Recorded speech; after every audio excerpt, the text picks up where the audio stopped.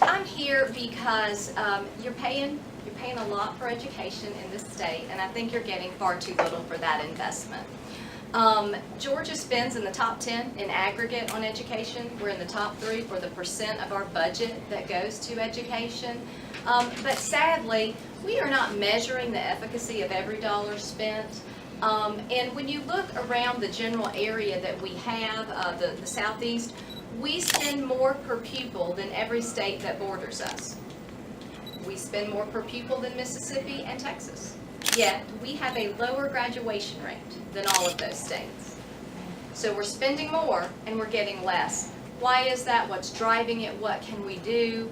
Well, I've come up with a plan called Focus, and it attacks the 5 critical areas, I think, where we are not really where we need to be, where we need to modernize a great deal with how we account financially for your tax dollars.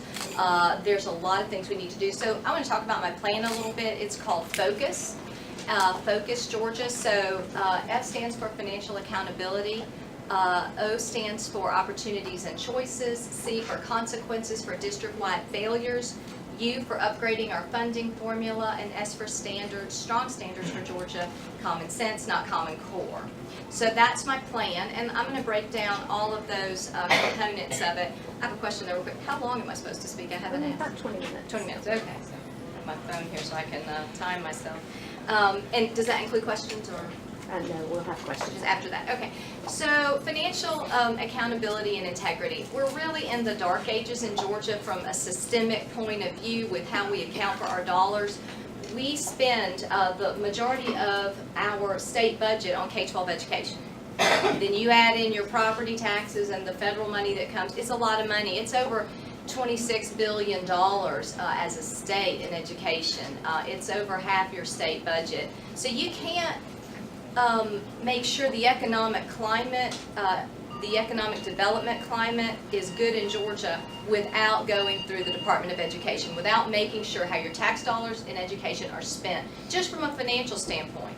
And then, of course, we've got the component that it's an ethical issue because we're talking about children, and it's about the future of the economic climate and the opportunities the kids are going to have from their own personal education to the amount of money we're spending and what kind of education or what kind of tax climate we have from that. So we're in the dark ages there. Other states do a far better job of holding folks accountable for how they're spending their tax dollars on education, and we just aren't measuring it at all. We can't tell you many things about the efficacy of all your dollars spent. Other states have programs that drive money into the classroom and away from bloated bureaucracy. And I can tell you we have bloated bureaucracy in the state of Georgia. We have 180 school districts in the state of Georgia. And we know that they have bloated their central office administrations. Some, have not. There are some districts that are doing great by kids and taxpayers. But in aggregate, and this is a statewide position, we have seen tremendous growth in that type of bureaucracy. I'll give you a statistic. So from 1992 through 2009, a study of all 50 states was done for that period of time, 92 to 09, to look at what the growth in student enrollment was and what the growth in expenditures for central offices was. And so when we look at Georgia, from 92 to 09, student enrollment grew 41%. Same period of time, central office staff grew 74%. So that's just a huge difference. You can't be doing that. That is not where you want to invest your money in education. You want it to be into the classroom. Well, we're not even measuring and holding folks accountable for how they're spending your money, whether it's going into direct instructional purposes or into these types of things where it's bloating central offices. Other states are doing a far better job. So that's step one for me, is financial accountability and integrity in the state of Georgia. How you spend your money will dictate your results. So it's no accident that we're doing worse than all the states that border us, and we're spending more for it. We're not driving it into the classroom. If we adopt a system like they have in the state of Texas, which is called FIRST, the Financial Integrity Reporting System of Texas, they have over 1,000 school districts in that state, and they have to measure 20 indicators of financial health. Every district has to send a report. The state rates them on their financial integrity. Then they issue a rating, and you have to have public meetings about it. So a lot is disclosed and rated on how you spend your money there. We've got to have a system just like that because it is driving money into the classroom and away from bloated bureaucracy. And when you do that, you increase achievement. So of course, we need to do that. And I was looking at your graduation rates here in Paulding, and while they are much better than the state of Georgia as a whole, your aggregate graduation rate is below the entire state of Tennessee. It's below the entire state of Texas. So, we can't get comfortable with we're better than the average in the state of Georgia, because that's not where we need to be, and that's not where Paulding needs to be either. So you should be doing far better than you're doing when you look at the aggregate of and compare ourselves, because it's not just comparing to the state of Georgia, it's comparing to the entire state of Tennessee. Nashville will be a very big economic competitor for the metro Atlanta area, and if they're doing far better with their school system, and they have a better tax climate, where do you think business is going to go? So this is a very big issue in the state of Georgia. I'll keep going down my plan. Opportunities and choices. I believe in school choice. I'm a big proponent of that. I think the ultimate arbiter for how a child gets educated and where a child gets educated is their parent. So I support all forms of educational freedom. And one of the things that Tennessee is doing far better than we are is a thing called charter incubators. So I was very pleased that the charter amendment was passed in 2012 because it helps to get rid of the monopoly power school districts have, and it allows for an appeals process if they deny a charter application. So it gives local districts incentives to, hey, don't just ignore people who want to start a charter school and have some choices for kids, particularly in areas where you've had schools failing in perpetuity. So I'm a big fan of the charter movement, but we failed to live up to the promise of that charter amendment. I think the state commission has only approved one charter school since the time of inception. Well, there are so many districts below or around, hovering around the 50% graduation rate in the state of Georgia. I find that just horrific. We need to be doing something at the state level to incubate charters in school systems around this state that are failing children. And we're not doing that.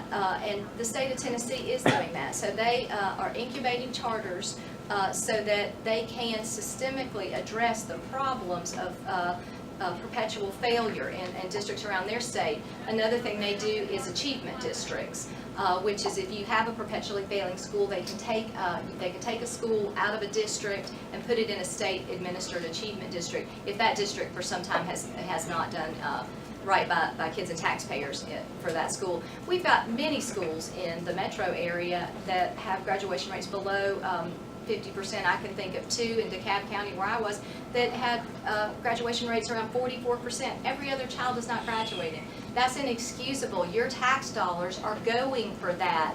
You are investing in failure. That's why I often say we have the policy of the Department of Education, the state of state of Georgia is we subsidize failure, because no matter what happens, we just keep sending that check. And that leads me to the C in focus, which is consequences for district-wide failure. We've got this new system, this new index called Career and College Readiness Performance Index, CCRPI. You can go to the DOE website and look up all these numbers it's probably analysis paralysis, going to be too much information and tell people sort of very little of what they want to know. But okay, it's our index. We're getting some information on the status of our schools. But I ask you this, what good is it to measure and call that an accountability measurement without consequences? If you measure something and you say, well, that's our accountability measurement, which is what we're calling it, but there are no consequences to failure, what does that mean? Why are we doing it? Why are we even doing that? We spent a lot of bureaucrats, hired a lot of bureaucrats, spent millions of dollars to develop this system. The bureaucrats got paid.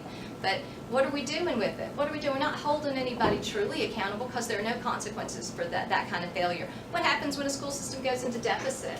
For years I was walking around with my hair on fire in DeKalb saying we are in deficit and the state is doing nothing about it, and folks are being misinformed about the financial position of DeKalb County, and I was right. And we went into $30 million deficit when all was said and done. And I knew it was coming for 2 years. The state knew it was coming too. Why did they do nothing about these types of financial shenanigans? this is your tax dollars. The state sends your tax dollars to DeKalb County and everywhere else as well.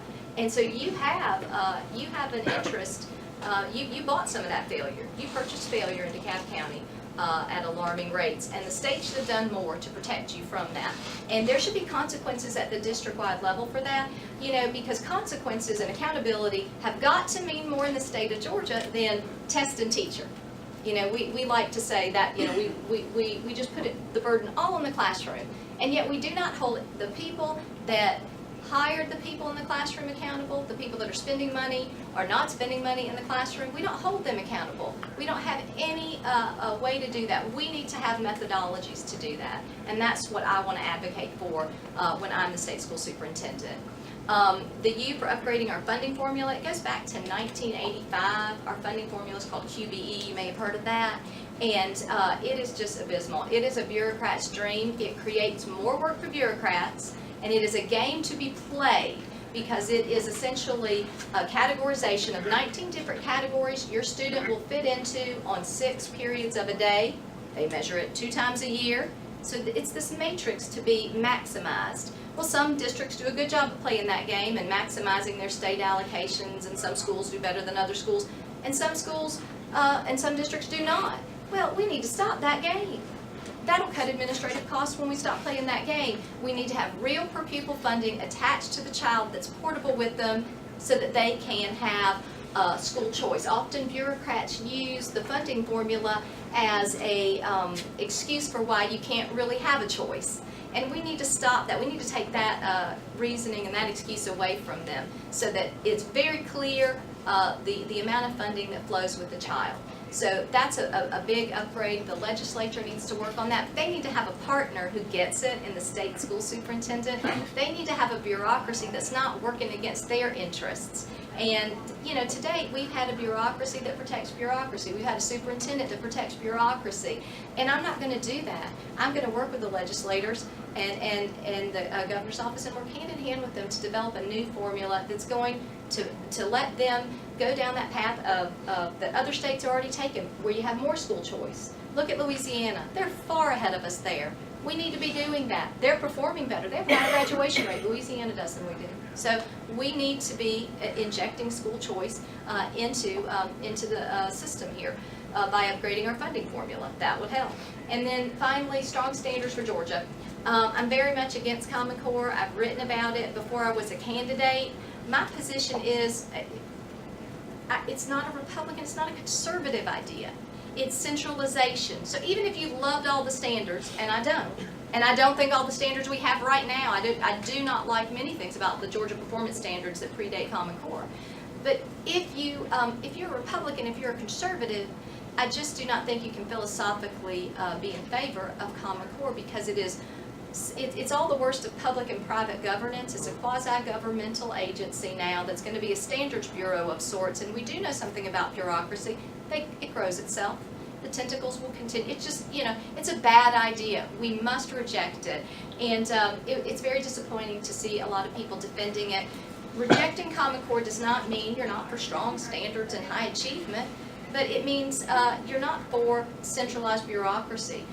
If centralized bureaucracy worked out well, you know, I guess we'd still have Ma Bell and, you know, and the federal DOE's worked out so well for us, right? So, you know, so these are the things. It's not a good idea. So I reject it from that standpoint. It's also antithetical to school choice because children need options about how they want to be educated. Parents need options. And so we definitely have to avoid that. It will increase costs because bureaucracy increases costs over time. It will increase costs. And here's the real thing. I think it is disingenuous for folks to say, well, it'll improve achievement. No, it won't. We know it won't, because simply say, even if you thought it was a high standard, simply saying a high standard is not a method. Stating a standard is not a method. And so that won't drive achievement. If stating something drove achievement, No Child Left Behind would have been a resounding success, and it wasn't. Because No Child Left Behind said by 3rd grade, 100% of 3rd graders would be proficient readers by 2014. Well, it's 2014, and that didn't happen. So again, simply stating something does not make it happen.